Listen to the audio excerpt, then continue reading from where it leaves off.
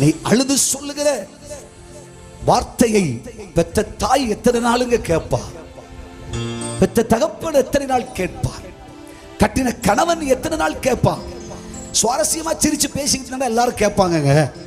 ஆனா அழ ஆரம்பிச்சிட்டனா, புலம்ப ஆரம்பிச்சிட்டனா, கண்ணீர் வடிக்க ஆரம்பிச்சிட்டனா, நீ அழுது சொல்ல ஆரம்பிச்சா யாருக்கு பிடிக்காது? ஒரு நாள் கேட்பான், 2 நாள் கேட்பான், 3 நாள் கேட்பான். உன் வாழ்க்கையே ஒப்பாரிதான். தயவு செஞ்சு நீ பேசாத, சிரமப்படுத்தாத, கஷ்டப்படுத்தாதுன்னு தான் உலகம் சொல்லுங்க.